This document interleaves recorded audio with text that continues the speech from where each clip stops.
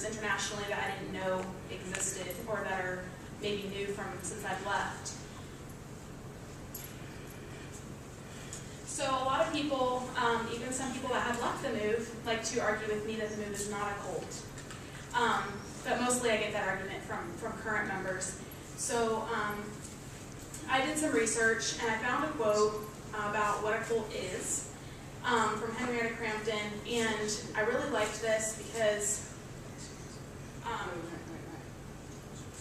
it really fit the move. I felt like it says, any group with an elitist cause and view of itself, which has a pyramid type of authoritarian leadership structure with all teaching and guidance coming from that person or persons at the top. The group will claim to be the only way to God, nirvana, paradise, ultimate reality, full potential, etc., and will use thought reform or mind control techniques to gain control and keep their members. And that is like exactly what the move does. From this definition, we can see that a cult is a totalistic society or a high-demand group that demands total allegiance. The group becomes all-consuming, and adherents often undergo a personality transformation and neglect family, former friends, studies, and interests. So when you join, you're expected to cut off your family members that are not in the cult. Sometimes they encourage you to try to, recruit them, but if that's not possible, then cutting them off. I have aunts and uncles and cousins and all kinds of relatives that I've never met, a few that I've met once, and some of my grandparents passed away with me never meeting them, and that's not unusual to grow up in this cult and have that be the case. They do demand total allegiance. You're not allowed to question what you're being told. You can ask some questions, but they have to kind of be worded correctly. Critical thinking is definitely discouraged. So that is, in a nutshell, what makes the move a cult. Some people earlier have talked about the hierarchy of groups and how it's kind of like a pyramid. And so the move's hierarchy used to be Sandpipe at the top. He passed away in 1979, so now it's Buddy Cobb. And under him are the Father Ministry, and there's, I think, 8 of them. And then under them are the Traveling Ministry, and they're scattered all over the place, and they aren't home a lot because they're constantly traveling and preaching to all these different move groups all over the world. They each kind of have their area. Like Wayne Gentry, the man that was the leader of SEPA, where I grew up, his area was kind of in Asia. So he went to Singapore and Japan and Taiwan and those kind of places a lot. Whereas other people, they will go to mostly South America, Central America. So it just depends on who the Traveling Ministry is. And then under them are the local elders, and each group in the move has their own eldership. But they like to say they're autonomous. Each group is autonomous. That's not true. For instance, the place where I grew up, they had this big deal about should we celebrate Christmas or not. And Buddy Cobb had to fly in to settle that disagreement. So they're not autonomous. They have to have higher up people have input constantly into decisions. And then under the local elders are the other members who basically have no say in anything. They just are the worker bees and do what they're told. So that's the hierarchy of the move. Another thing that I've been researching recently is Steve Hassan's BITE model. All of these things are very much present in the move. The behavior control, they tell you which house you're going to live in with who. They tell you women have to wear skirts and, modest, their version of modest clothing. A lot of places still require the long hair and, no jewelry, no makeup. So women have a lot of things that they have to conform to. The men, not as much, but they discourage facial hair. Other than that, the men pretty much dress how they want to. They decide what you're eating because you eat in the communal building that they call the tabernacle. And when you join, you're expected to give your money to the cult. They tell you whether or not you're allowed to leave, and you have to check out one of their vehicles on this sign-up sheet and get permission from the local elders before you're allowed to leave the premises. You have to get permission for anything major, whether it's, you want to marry somebody or you want to move somewhere else. And they go through this series of, they get 3 what they call prophets to have visions to see if they're going to be confirming or not. They call it seeking words.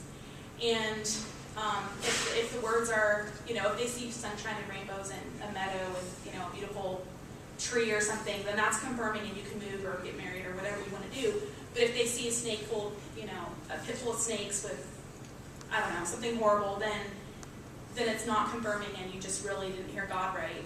And the local elders are the ones that interpret those confirming or not confirming words they get. And they say that all the prophet or prophetess is told is, this is for a single woman, or this is for a couple, or this is for a man, or this is for a child. They're not supposedly told anything else. And so they go through this, that's how they make decisions. Rewards and punishments are definitely used to modify behaviors. If you question too much or say the wrong things, you are called up front in front of everybody. And Whitestone, one of the groups in Delta, it's the largest in the world. They have about 300 members. They originally came from the Walk, where Dave was talking about earlier. They are known more than any other group for the bringing people up front, confronting them, and making them kind of an example so that nobody else is going to want to question or have that kind of behavior because they don't want what just happened to that person to happen to them. When I was growing up, there was this lady that taught me school. Her name was Jane, and we twice a year they would divulge what they wanted to of the finances to everybody and have a family meeting about it. So we were having our family meeting, and she noticed that one of the leader's kids, they were paying for her to go to Hillsong College in Australia. And she was like, well, my daughter's about to graduate. Are you going to pay for my daughter to go to college too? Because you guys didn't tell us that our money was going for this. Like, you weren't honest with us until now, and the semester's pretty much over, and now we're finding this out. By the time they were done with her, they called her up front and made her feel so bad that she believed, by the end of it, that she was mentally unstable, that she was the one that was wrong, that she shouldn't have questioned, that she was rebellious, that now she had set a bad example for her kids and all of her students.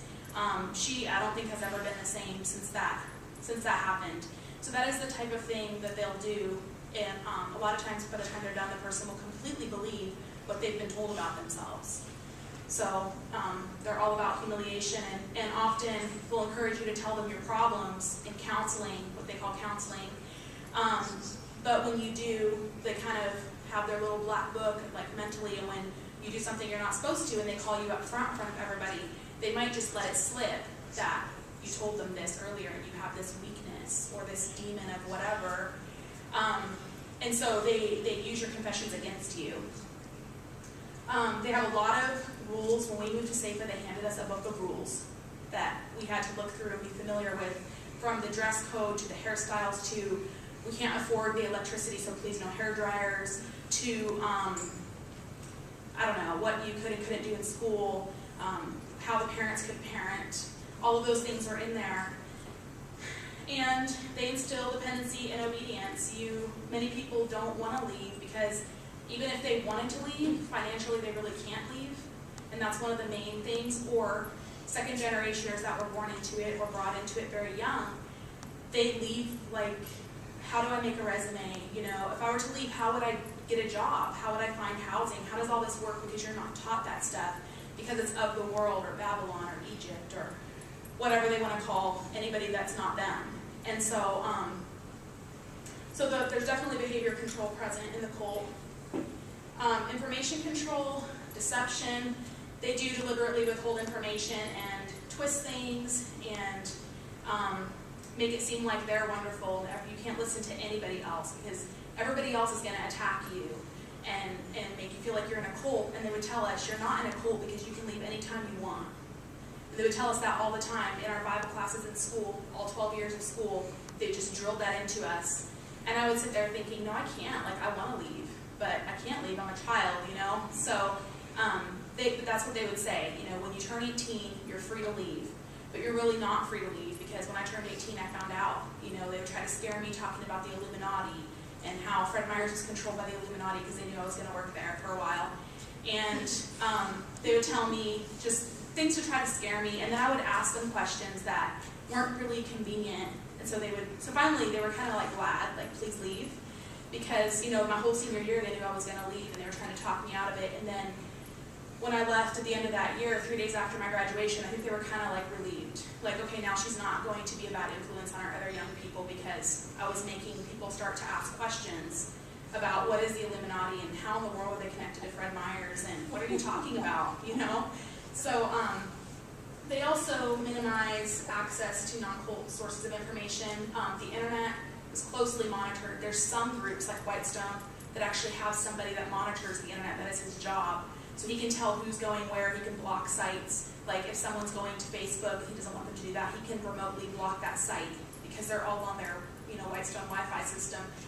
So former members that have left, they don't like really them to come back in. Sometimes they do to visit their family, and they kind of try to segregate people from them and discourage people from spending a lot of time with them unless they're going to try to recruit them back in. If there's some hope that they can get them back in, they'll talk to them a little more. They keep members very busy. From the time I was probably about 6 years old, I was working 10 to 12-hour days, except for in the school year, and even then I was working a lot of hours. Their schools are not really schools, they're not accredited. And a lot of what you learn is you're in Bible class, so it's like indoctrination, it's not history, English, and things that you need to be learning. So they definitely keep you very busy, and then at night we would be listening to Sam 5 tapes or Buddy Cobb tapes, or, I don't know, having church services, or doing work night at the greenhouse, or whatever it was. Like, we were just constantly busy, and by the time we got home we were just exhausted and just wanted to go to sleep. And then a lot of times while we were sleeping, they'd be playing Sam 5 tapes, or Darnold Barnhouse tapes, or Buddy Cobb, or whoever. And so you literally felt like you never had a moment to hear yourself think. Like, you weren't even sure. Sometimes when I was younger, I wasn't even sure what thoughts were mine and what thoughts were like what I was hearing. And it just became very confusing to try to process through everything that I was hearing, and it just didn't seem quite right.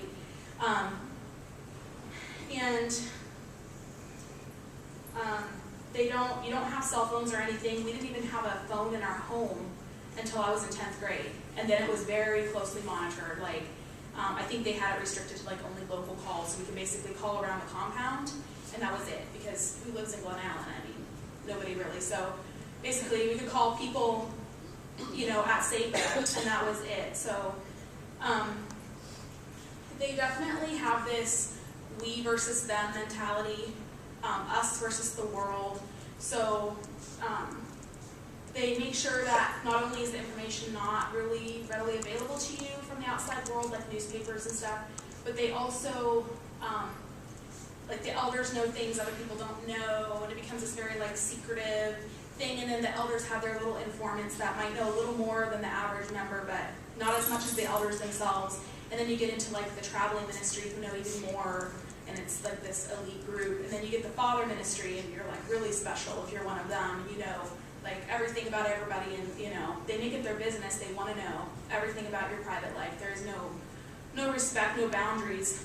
People leave the cult and they have no idea what a boundary even is, or how to say no, or how to, you know, that it's okay to say no. They don't feel like they can even do that. Like, it's a very scary thing that they have to learn. And the leadership decides who knows what and when, and like I said, they'll use your confessions against you when they're humiliating you in front of everybody, making you an example. But other than that, you know, they kind of hold those cards close until they need to use them for some reason against you. They, like I was saying, they have their people that spy. There's this lady named Rose at the place where I grew up, and we all knew that if we wanted something to get back to the leaders, just make sure that she overheard. So we would use it to our advantage, so that, you know, we could get kind of what we wanted by doing that. But it was just like well known in every group that I visited. I always could figure out who that person was pretty quickly. When I was in Florida, it was a lady named Karen. And anytime we were outside as young people, she'd be peeking through the blinds to see, was anybody holding hands, or somebody talking, you know, to somebody else that they weren't supposed to be talking to because they weren't supposed to be, the elders did not approve of their relationship or whatever. She was always doing that, and so we knew, you know, when Karen's around, you behave in a different way because you don't want to get, you know, in trouble or whatever.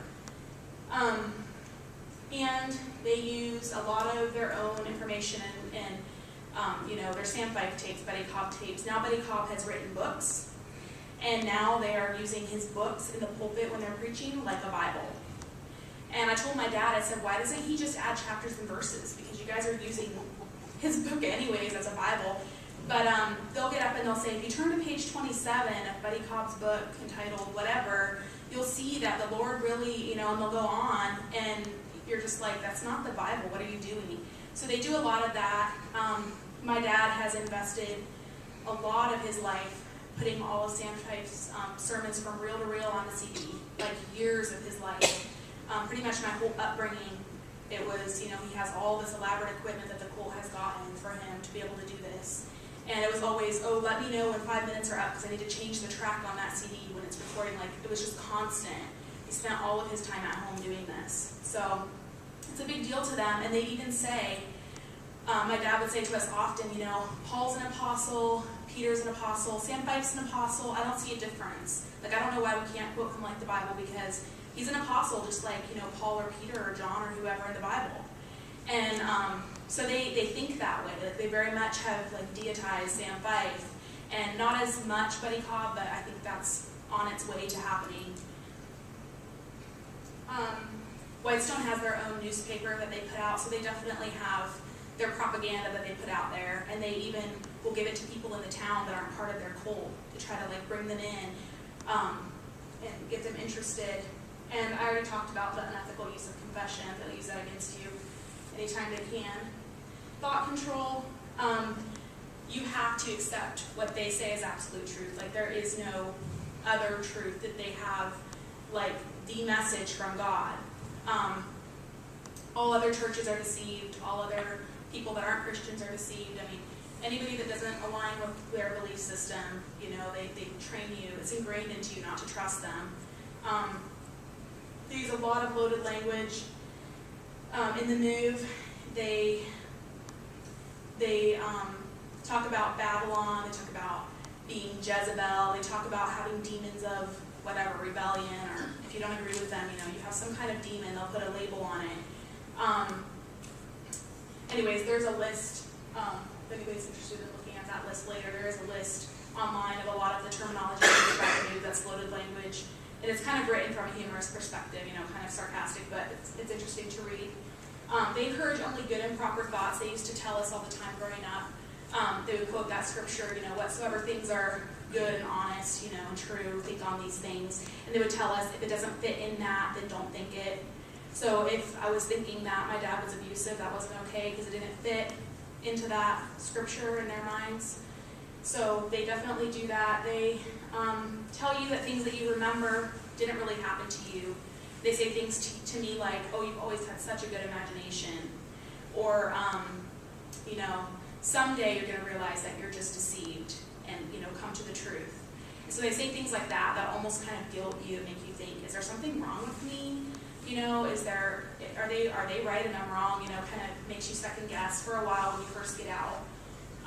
They tell you, oh, you were loved, we hugged you all the time, and you're sitting there thinking, no, I don't remember getting hugged one time as a child, So they try to put these like false memories in your mind that never actually happened.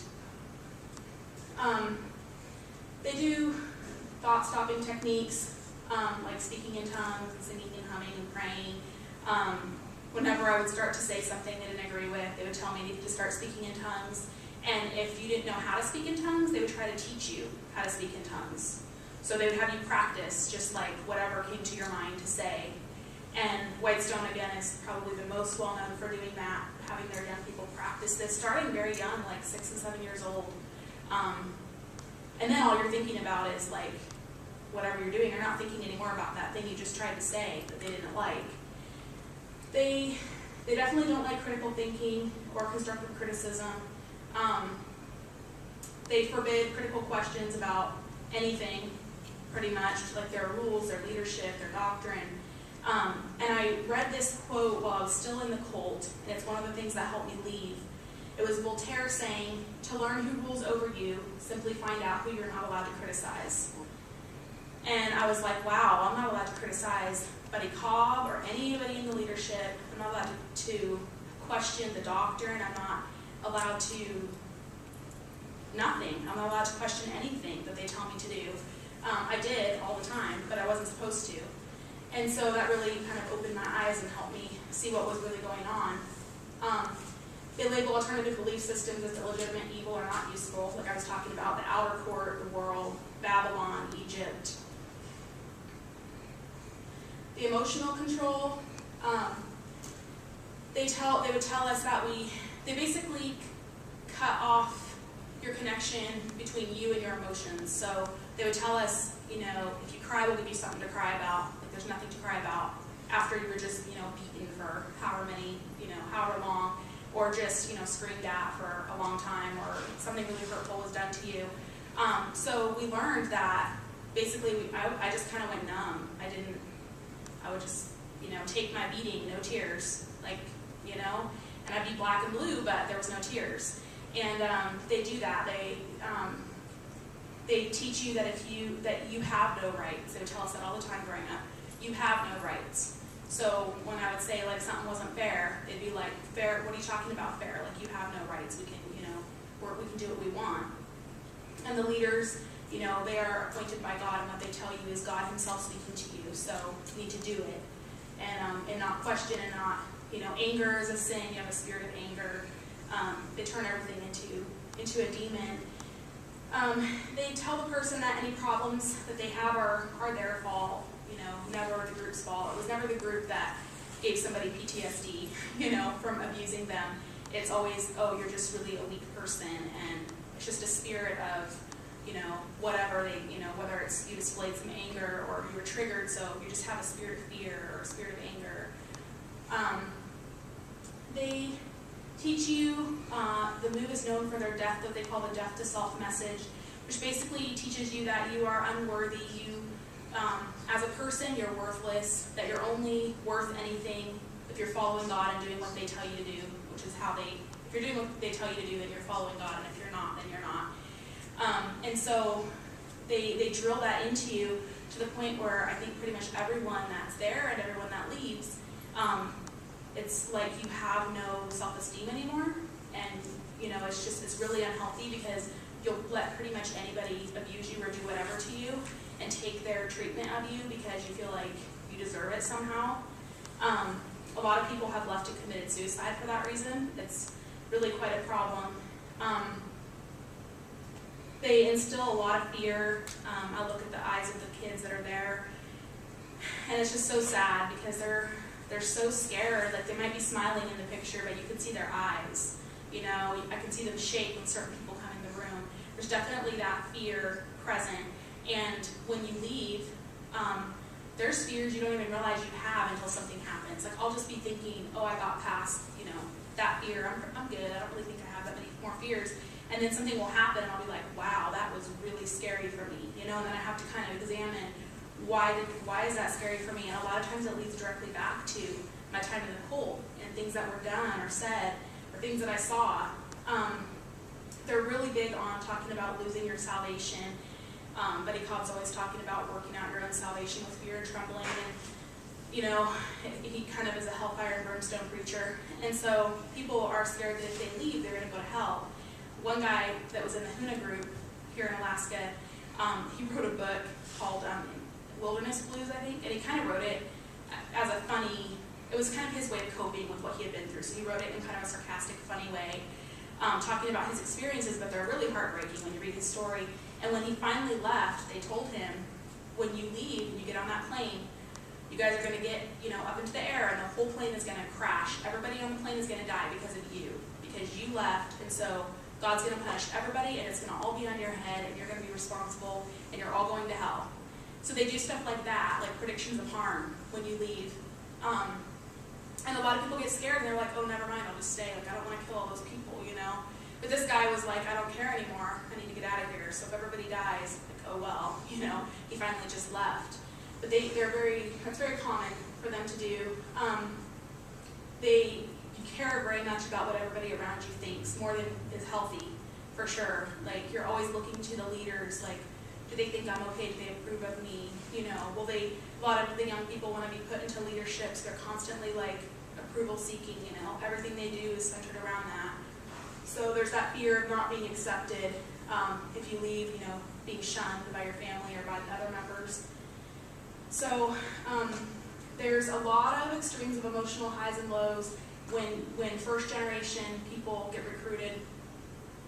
They're definitely love bombed and, oh, we're a fake happy family. Please come join us. We're just subsistence living, loving Christian people. We're going to all gather around you and, it takes a village to raise your children. We're all going to help you.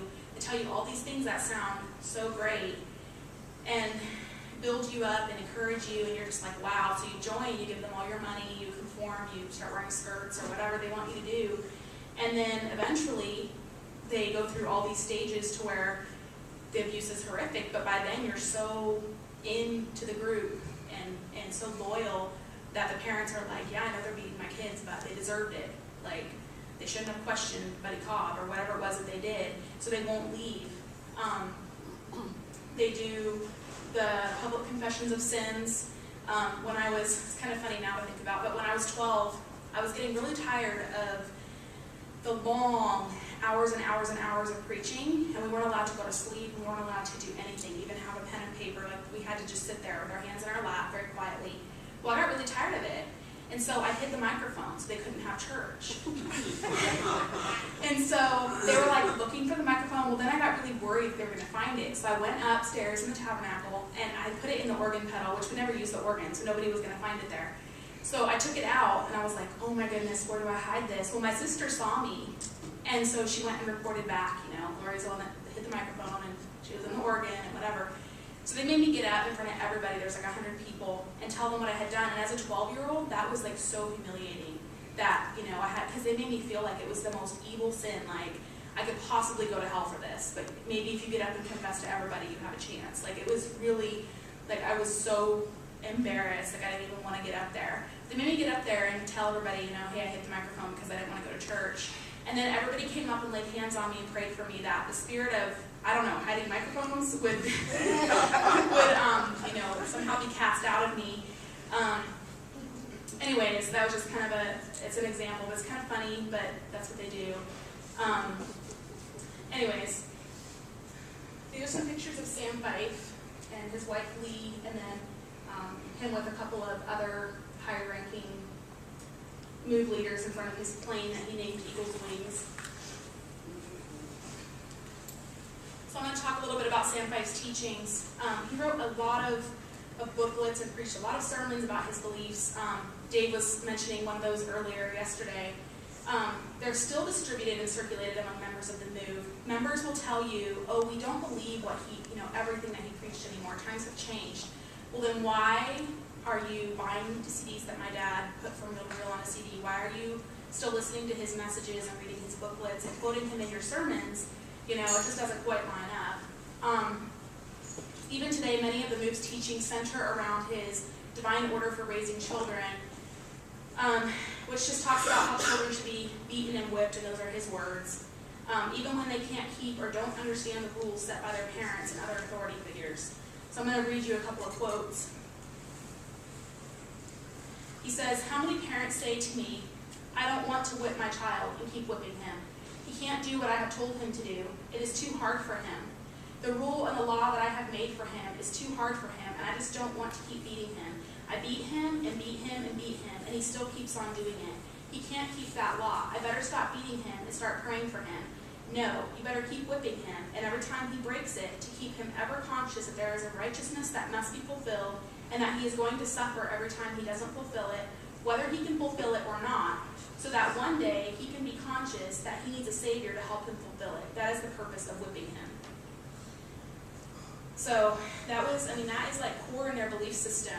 You beat children, you just do. And as I was growing up and I started working in the nursery when I was about 12 or 13, and I still love kids. I loved kids, and it was kind of like my sanctuary, like the place where I could go where, I could kind of forget about everything else for a few hours.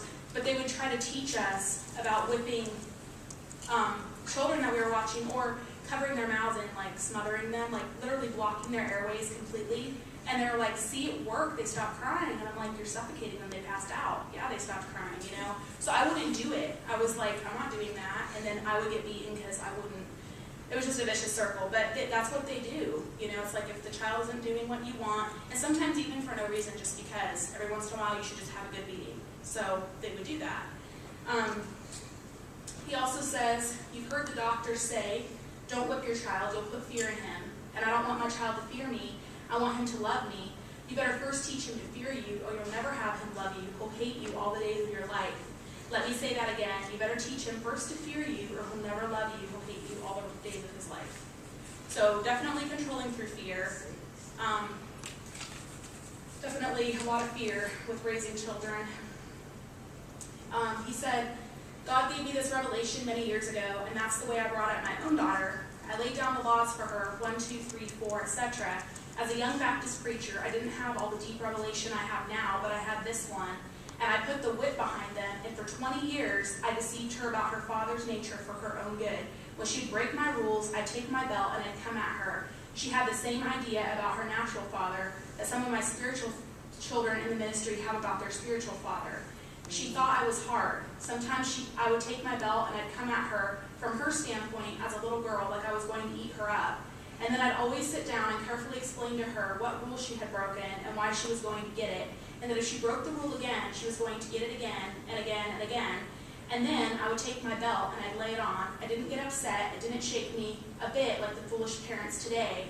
That there were red welts on her little back end when I got through, and there were. They always go away. Better to have red welts on her back end than to have scars on her soul throughout all eternity. So he raised his own daughter this way and was quite proud of that and encouraging other parents to do the same thing. And if they didn't, they were just those, foolish parents in the world that wouldn't properly raise their children. He also taught wife beating. He says, now there's one more great truth that fits in with this. My wife will tell you, though I whipped her every time she broke the law, I never did it when I was out of the Spirit myself. I never did it when I was angry with her. The one or two times that she got to me and got me angry about what she had done, I would tell her to go to the bathroom and wait for me until I came in, and then if it took me 30 minutes, I'd get down on my knees until I got back in the Spirit of God, and I could discipline her for her own good, not just take my frustration and anger out on her. And of course, that 30 minutes waiting in the bathroom did a greater work than anything else. There was a method in that madness too. And then when I'd come in and explain things to her and lay it on, I'd be so free of anger, so calm, that in all her gyrations that she would go through as I would lay it on her, sometimes I couldn't help but laugh. I had to overcome that because she thought I was laughing at her and it would make her mad. So that kind of speaks for itself. He taught public humiliation of children. He says, and if the Spirit leads you, the way it did one of our elders in our body in Miami, whose husband gave his life for the gospel, she had to raise her 2 boys alone. It will really get this message over to you. Her oldest boy had this habit of jumping up and running to the bathroom 2 or 3 times during the service. She told him, from now on, you'll go to the bathroom before the service. She told him 2 or 3 times, and he didn't. And the Spirit of God led her to move in such a way that he got the message. One day, he didn't go, and right in the middle of the service, he told her he had to go to the bathroom, and she just said, I'm sorry. I told you to go before service, and you didn't do it. He said, but Mama, and she said, I'm sorry. And he really did have to go. She just went on and listened to the message. Pretty soon he went. He was about 5 years old, and he was embarrassed, but from then on, he went to the bathroom before the service.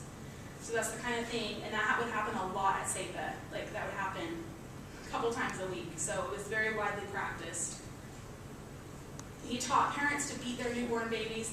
Before I read this to you, I want to explain one of the loaded language phrases that they use in the move is the 5-fold ministry.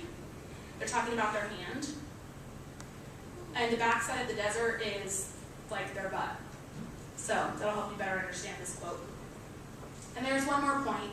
If you'll really work at this, start consistently when your child is a baby, when he is about 3 days old. He is just about old enough to start getting the 5-fold ministry on the backside of the desert. You're kidding yourself if you think he can't get the message if you do it right, and do so as long as he needs it. Then when he grows up to the age, and I don't mean the natural age, I mean the spiritual age, and through giving him the truth while you're doing it, one day you'll have him born again. So basically, beating your children from day 3 of their life is going to somehow lead them to salvation experience. He was really big on withholding education. In the beginning of the move, a lot of people, once you got into 8th grade, you didn't go to school anymore. They discouraged education because that was worldly. So this is one quote that he said, the first thing you need to know as parents is that you are no longer called to just raise your children naturally and to prepare them for the natural life. It is in this area that most parents have failed their children. They have prepared them just to face natural life, send them to school, send them to college, send them to get a career. They spend practically all their time, all their labor, preparing them to have a better life than they themselves had.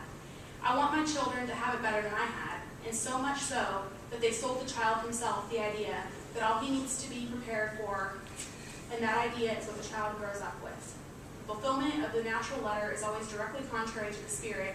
If you as parents in the move of God are going to raise your children right, from here on out, you are going to have to go directly against that, contrary to it. Not only not spending your effort, time, money, preparing them to have better than you had in the natural, but try your best to teach them that they're a fool and you're a fool also if they spend any of their time preparing for a natural career or getting themselves a degree. When Sam Pipe started the move in 1962, he had what is now known as the 5-year plan, where he predicted the world was going to end by 1967. So when they started a lot of these groups, they built the houses like they only needed them for 5 years. There's no foundations, it's just not a very good building job. They did everything that way. So a lot of people, quit their jobs and join the move thinking, oh, maybe I have a chance to get into heaven this way, or, who cares, I only have 5 years, I'm not going to go to college or get married or have kids right now because I only have 5 years. And then, of course, 1967 came and went, and that didn't happen. And then later on, Buddy Cobb predicted that 2000 the world was going to end. So we had this huge echo unit that we filled with, everything, rice, beans, flour, sugar, all kinds of soap, candles, everything you can imagine. And then when 2001 came, we were like, what do we do with all this stuff? So, it's just been, it's been long enough that they'll probably predict it again at some point, but they're pretty famous for that. So I interviewed a couple of former members of the move, and one of them is Angela Kocius. She's a Move of God survivor, and she's also the secretary on our board of directors for Move Forward. So I want to play you her story.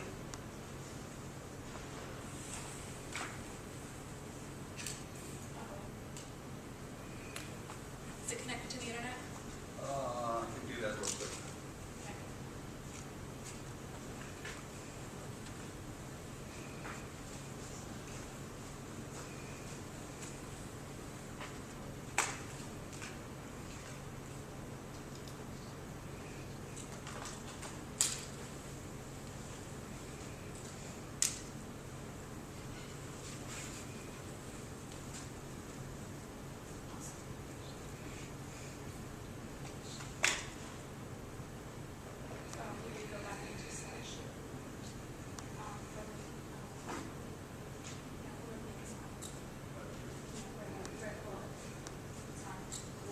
Current slide, that's all right.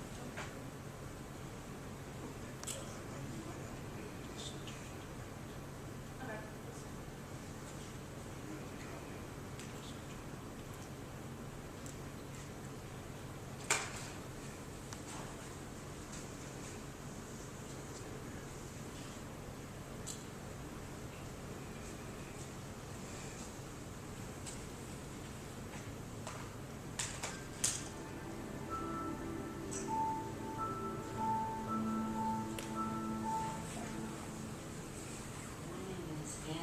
Then Kocius.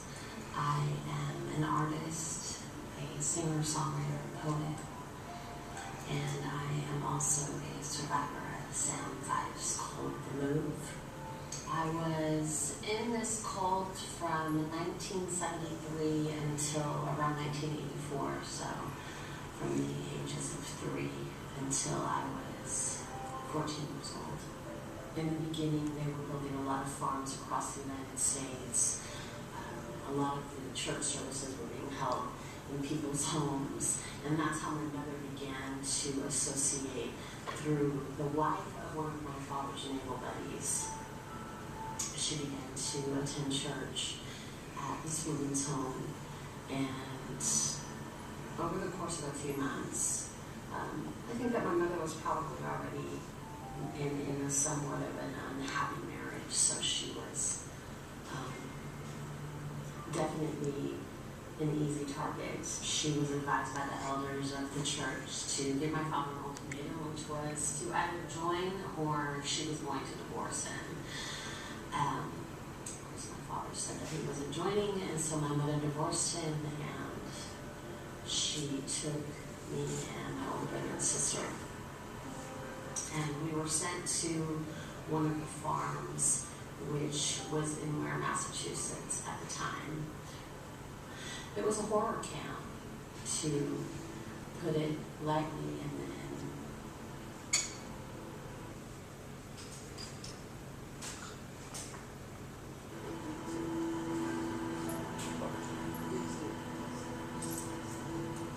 it's a difficult thing to talk about, so bear with me as I stay focused. We were all separated from one another. I was split from her, my sister was split from her, my brother was split from her, and we're each put into our own classification units. A lot of sexual abuse, ritual abuse, which is beating and animal sacrifice, and a common is a safe haven for a pedophile. Nobody was watching. The state certainly wasn't checking in on us, especially when I was a child. It was the 1970s, so the laws weren't as strict as they are now. But this type of lifestyle is a very, very mind-controlled and restricted lifestyle. It doesn't allow a child to grow up being themselves, choosing their own belief systems, discovering the world through innocent eyes, and defining who they are based on what makes them happy. Very much a fear-based belief system and a hierarchy of children who were treated a little bit better because their parents were elders and things like that. So the self-esteem of us as children was broken into nothing. These were very violent people, very predatory people. Beatings were a part of our daily routine. It was felt that if we weren't beaten, that there would be repercussion. So it wasn't that situation when you were only beaten if you were considered to have misbehaved or have certain issues as a child. It was an actual part of the training. My brother remembers being taken into sessions where there was other adults there, where he was actually used as a model by a certain elder of the cult community that we were on, to teach some of the other adults the proper way to be a child. So it was ritualistic. It was considered to be a necessary part of raising a child. I think it's important that people understand that. There was a lot of teachings from the Old Testament of the Bible. And if you're interested in knowing more, I urge you to go online and read some of the sermons and some of the instructions that were given in regards to how children should be raised and managed. My preteen and teenage years there, again until I was 14, at which time we were exiled from the cult for reasons I won't get into here, but I share that because I wanted to touch a little bit on the transition for me as a young child. Not only having to really deal with a mother who was deeply in denial. So it wasn't something that was talked about in my immediate family. And I had no one to support me in my transition into the real world. We had been so sequestered from secular life, so isolated and restricted from the rest of the world. So there wasn't a lot of knowledge of how to do small things like order in a restaurant or go grocery shopping at a store. All of those little things that are second nature to people because they grow up doing them. So I did a lot of humility living, watching what other people were doing and copying them, adjusting myself to the current situation, never really living authentically or knowing who I even was. It can take a lot of support and counseling and learning to carry the flashbacks. There's not a lot of support for people that are leading these types of lifestyles, and it's greatly, greatly needed. Thank you for letting me share my story. If you want to see my work, hear my music, read some of my books and my poetry, you can find me at www.manycoaches.com. Thank you.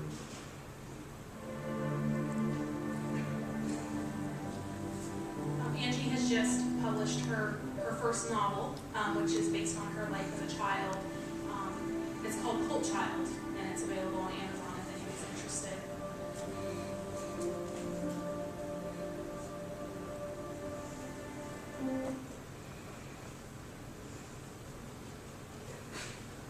Okay, so now I'm going to tell you a little bit about my story. I was born in Canton, Ohio.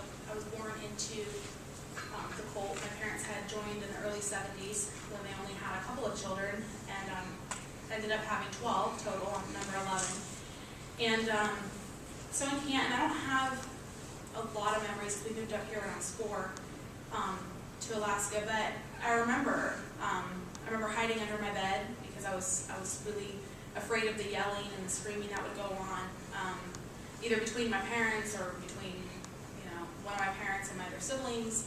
I remember my sister, who's almost 6 years older than me, not being able, when she would do her homework, especially her math homework, it was like this horrible thing that she really did not look forward to at all. She really dreaded it because she would be screamed at because she wasn't doing it fast enough or correctly enough or whatever.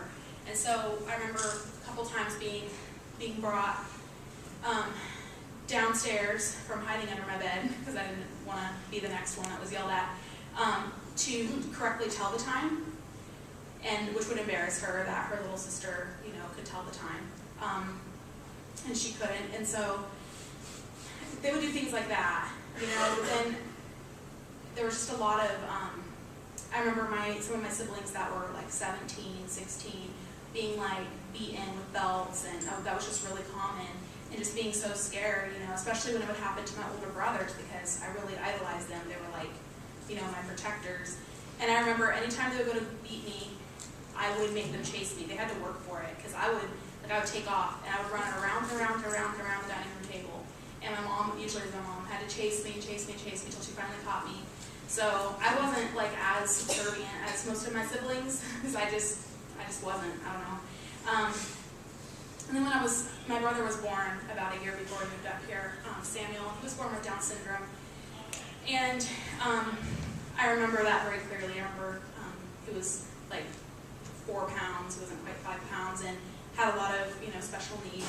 And back in 1991 when he was born, they didn't have the medical technology they have now. And so it was, it was scary, and I think he had jaundice or something, so he's under these lights. And I remember looking through the window because we couldn't really go up to him, and just being really proud of being a big sister. And have pictures of me when I was little. I remember getting my gum stuck in his hair and getting in all kinds of trouble for that. But when my dad very much practiced the, at 3 days old, start beating your children thing, because I remember him doing that to Samuel. Samuel was so tiny and so fragile. And so I would, as a 3.5-year-old, I remember feeling like it was my responsibility to distract him. So if I had to knock a plant off the shelf, or talk back or do something to get his attention off of Samuel onto me, because I would rather take that beating than because I was worried about my little brother. And so I carried that sense of responsibility for him throughout my whole life.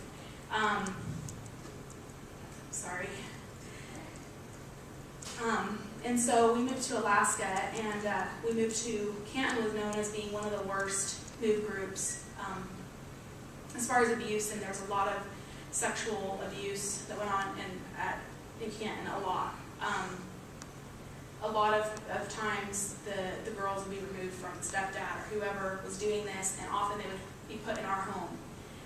And so there was a lot of people that witnessed how my parents were, even behind closed doors. My parents were among the worst, I would say, in the move, as far as the way the parents, physically abused and verbally abused their children. So I never quite understood why they were putting people in our home. I guess my parents were looked at as being good parents by the leadership because they were so strict. But when I was 4, we moved to Seifa. This is an aerial shot of Seifa. You can see kind of a circle of houses around a big main building. And that's how it was laid out. It was like 300 and something acres.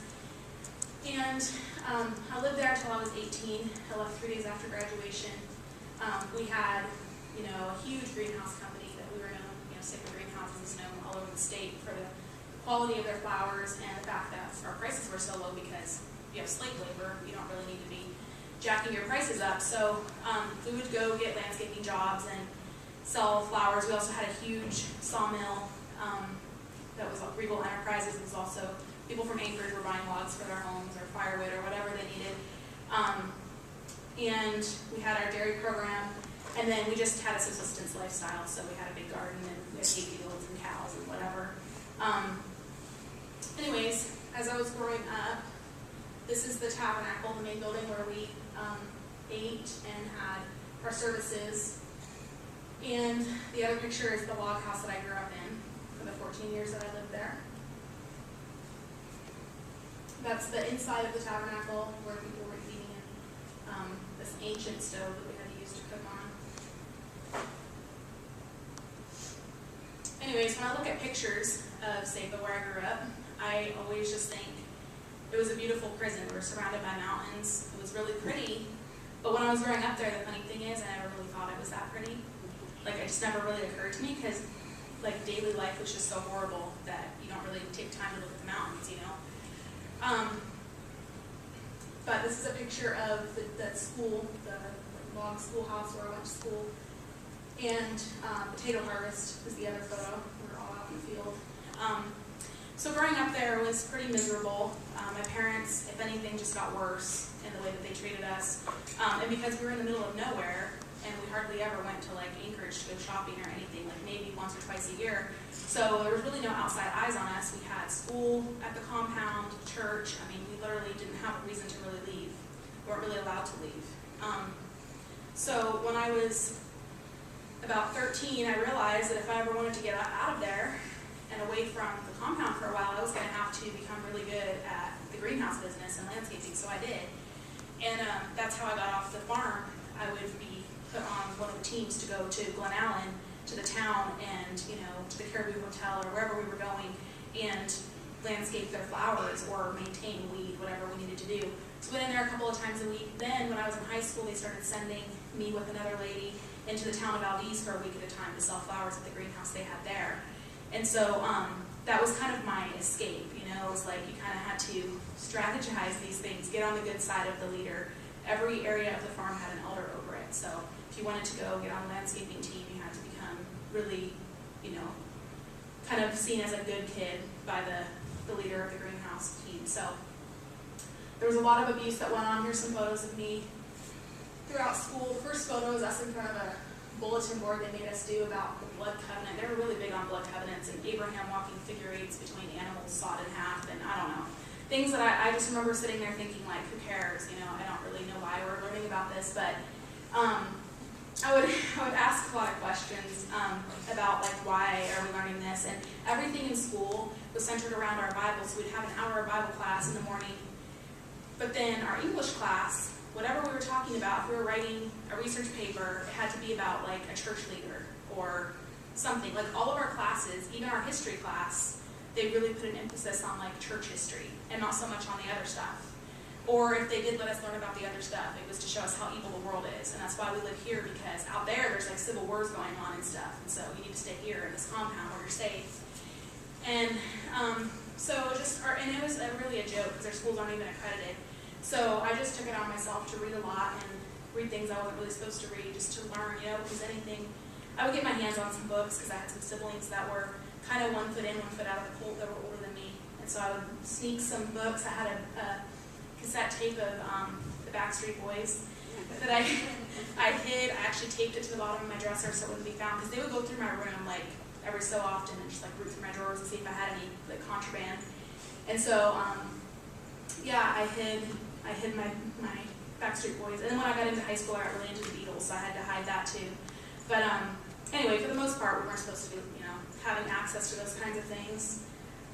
Like I was telling you about my brother, there's a picture of him and I just a couple days after he was born with our mom. And him and I, when he was probably about 5 and I was about 8, and then us again when I was in high school and he was in junior high. So I stayed in the cult off and on. I kept getting pulled back in throughout my adult life. But my husband, Jeremy, and I left the Colt when, about 3 years ago in July. We left Delta in the middle of the night, didn't tell anybody where we were going, came in here where I had a state job and he had just gotten into the Ironworkers Union. And so that was the only way we could get out and stay out, because Delta has 5 Colt groups and like half the town's owned by them, and you almost can't get a job without working for them or bumping into them somewhere, and we kept just getting pulled back in. So we moved here, and I still would go visit once in a while. I was really uncomfortable with going out there, but I knew that I was the only one that could really tell how my brother was doing. They were going to just tell me on the phone that he was fine, but who knows if he's really fine. So I would go out to SAFA, about twice a year just to check on him. Well, we went out there in January 2013, and we saw some pretty horrific things. We saw him shoving some Legos under the couch, and my dad pulling him around by his hair because he wouldn't pick them up, and pulled him while he was crawling. My dad was pulling him by his hair really hard all the way like across the room to stand by this big wood barrel stove, which in the middle of winter is like red hot to heat the whole house. And he made him stand like maybe 2 feet from that in the corner. And it was a long time, like an hour or more, like a long time. And I just remember thinking, like, I want to intervene, but I really don't, like, I really felt like my dad would physically come after me. And I wasn't sure what I would do if that happened. And my cell phone didn't work out there, and they keep their home phone pretty guarded. So I was like, I can't really even call the troopers. Like, I didn't know what to do. So I was just sitting there watching this and thinking, man, when I was growing up and they would stand me in that exact spot, I remember fainting a couple times because I got so hot and it was so long, we had to stand there. And I would like create these like elaborate stories in my mind to kind of like keep myself distracted and not thinking about that I was standing by this hot wood stove. But Samuel's not really able to do that. He's just kind of in the moment. He is standing in the corner for an hour. In his mind, he's just right there. And so I just remember all this going through my mind, and it happened several times throughout that weekend. And then eating with my family was always a nightmare, something like the worst part of the day, because my dad would just scream and yell at him like a broken record about stupid stuff, like, you need to drink your juice before you touch your breakfast. Well, that hurts his stomach because juice is acidic, and so he didn't want to do that. But it was like screaming and yelling, or you're eating too fast, you're not eating fast enough, you're not chewing, you're chewing too much, that was too big of a bite, that was too little of a bite, that, he just couldn't do anything right. And then finally, oh, you have to put your head down now, and you're not going to get your food anymore, or you have to watch everybody else eat, and you're not going to eat. So it was just like, I just felt like it was so unfair. So in a moment of bravery, I refused to eat. My mom noticed that I wasn't eating, so she said, is everything okay? Is your food okay? And I was like, my food's fine. She's like, well, why aren't you eating? And I said, well, Samuel can't eat, so I'm not going to eat. So she never overrules my dad, but she did. She said, Samuel, you can eat now. So Samuel started eating, and I started eating, and I did that every time that weekend that they did that. And then there was other things that were going on. The mom was threatening to beat him with the 2x4 that they kept in the kitchen if he didn't zip up his coat correctly. And he was having a hard time with the zipper. It was just, it's hard for him. And so things like that were going on. I was just like, this is ridiculous. So I left, completely unsure what to do, but completely like emotional. And got back home, and I called a couple of my siblings, and they were like, well, you owe it to Daddy to call him and get his side of the story. And I was like, why? I was there, I saw what happened. But I called him, and I tried to convince him that he needed to go to anger management or get some kind of parenting classes or something. And he spent an hour telling me why everything he did was correct and why I was wrong. And so I listened to him, and the whole time he was talking, I was like, I know what I got to do, but I just don't know if I can do it. He got done talking, and I said, okay, well, then tomorrow I'm going to be calling Adult Protective Services. So I did. I worked for public health, and I was a mandatory reporter, so I called Adult Protective Services, and finally they went out there and they said it was an educational issue, so they didn't remove him for 4 months. They found the 2x4. The trooper ordered my dad to burn it, so they're burning evidence now. This just shows how uneducated some of our law enforcement is in Alaska, unfortunately. So they burned the 2x4, so that I guess so that my dad couldn't use it again. They first shook it in front of Samuel's face to see if he was scared or intimidated, which any therapist or anybody that is using any kind of logic would tell you is a really bad idea. So he was completely traumatized by the time they left there, and they left him there. Oh, it's an educational issue, he just didn't know he wasn't allowed to do this. So from January until the end of April, Samuel was stuck there. Meanwhile, we're having court hearings where everybody's saying it's an educational issue. So finally, in April, I contacted a bunch of ex-cult members and said, can you guys please write, your honest experiences, whether they were good or bad, and please send them to me. I need them. So I just got flooded with all these statements, and they were just horrific. I couldn't even believe it, because I kind of thought it was just my family. But even people that had lived in our home, it really was useful that they had kept putting kids in our home that were getting removed from their own parents, because they were able to say, these people are not good people. And so through all these letters and through people actually calling APS and saying, I was in that cult, this is how they really are, and I wrote a letter to the governor, and all these things happened, finally they removed him. So after 18 months of fighting in court, in May of this year, the judge finally came back and said that I can be his permanent guardian. So he's been living with me, and growing up, he didn't have any access to services, no speech therapy, sign language was not allowed because it was considered lazy, my dad said. So he didn't really have school, so he came to me not really knowing anything. So he's had some opportunities that he hasn't had in the past. But that whole experience was what it took for me to see the move as a cult.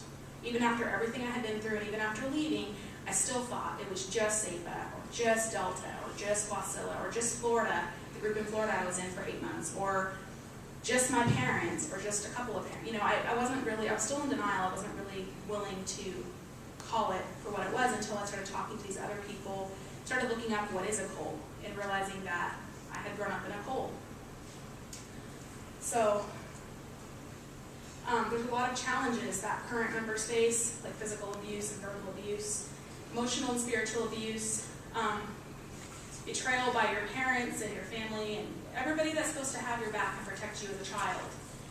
By the time I was 8 years old, I had been sexually molested twice. My mom knew about both things, and she just told me, quote, you should be ashamed of yourself. So that was her way of handling it, and she never did anything about it. She never called the police. She never did anything that a parent should do when their child tells them this. And that's very common in the cult because they're wanting to protect the cult's reputation is more important than their child's well-being or safety. There's isolation from the outside world. They're known for going to extremes, like Whitestone. It's really hard to get to their property. In the summertime, you have to take a boat across the Tanana River. In the wintertime, there's times when you really can't get across the river, but once it freezes, they make an ice road through there. So they really do. Sapa was 5 hours from anywhere considered a city. They really go to extremes to try to isolate. There's a lot of fear and control. Like I was reading you those quotes from Sam Fife earlier. That is how they parent, is by fear and control. There's social pressure to conform if you don't. I was always considered like the black sheep or like the rebellious kid. They would try to cast the demon of rebellion out of me. I remember telling them when I was 16 that it wasn't going anywhere. So they kind of gave up at that point. They were like, oh. So, and then they looked at my dad and they were just like, I'm sorry, brother, there's just no hope for your daughter. It was just this really serious, somber moment. So they face a lot of challenges. Move survivors face different challenges. They leave not having any, they have life skills, but, unless you're going to go work on a farm, it's difficult. They don't have a lot of office skills or things that they can really use to get a job. There's a lot of depression, fear, and like I was saying earlier, a lot of people commit suicide because they don't know what to do and their self-esteem is so beaten down. There's a lot of self-medication. There's a high rate of DUIs from former members in the move. We interviewed a whole bunch of people, everyone we could get our hands on, and the rate that we found was 25% of people that had left, and that, to me that's really high. So there's a lot of PTSD and dissociative disorders. A lot of people deal with, I remember when I would be getting beaten growing up that I felt like I was spacing out and couldn't come to. And sometimes I would feel like I was looking down, like I wasn't even in my body anymore. I was looking down because the pain was so intense. And it was like my mind was protecting me from what was really going on. So it was like I wasn't there. And sometimes I would just daydream these big elaborate things to not listen to whatever lecture was happening at the moment. There's a lot of that continues when you leave the cult. Sometimes you won't know how you got. I've heard people say, I didn't know how I got from the grocery store to my car because I was triggered in the grocery store. And then I just kind of came to and I was just sitting in my car in the parking lot and I didn't know what happened. And that kind of thing happens a lot. There's a lot of anger because of what you went through, especially the second generation of people that were children are born into it. There's a lot of bullying and threats from current move members and leaders, I can barely go anywhere, even in here in Fairbanks, without running into somebody who tells me, you know, you should feel really horrible at what you're doing to your parents, you're an evil person, you know, just, I've been getting some emails recently that tell me that I'm going to die soon because God doesn't allow people like me to live who dishonor their parents, because the Bible says that your days will be long if you honor your mother and father. So I would just, you know, they do stuff like that. It's just a fear thing, intimidation. They feel really lonely because, you know, you're starting over. A lot of times if your family's still in the cult, you don't really feel like you have anybody. And your friends are all in the cult, and they're not really allowed to talk to you anymore. And then the first generationers that leave their parents, and they're just like, I feel really guilty now because I did this to my children, but maybe their children don't want to talk to them, which is, you know, understandable. And so they face different challenges, and they need some different supports than those of us that were either born into or taken very early in life into the cult. So the move of God today, Stand 5's teachings are carried on by Buddy Cobb and other leaders. That's a picture of Buddy Cobb. Currently the move is active in at least 16 states and 28 countries. Here's a map of where they are in Alaska.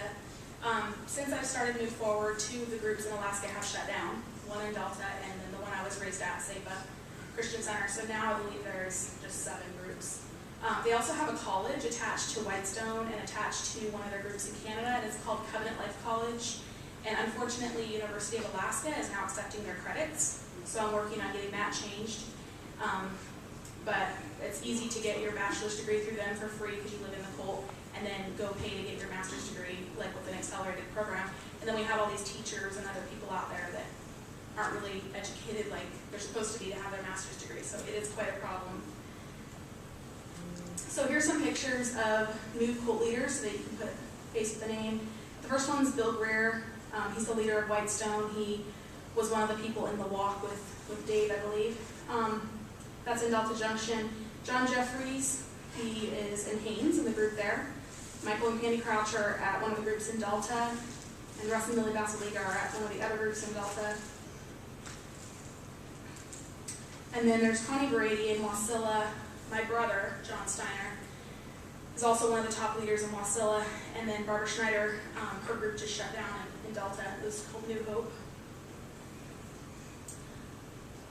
So that is what I have to tell you about the move. What time is it? Okay. How long do I have, Michelle?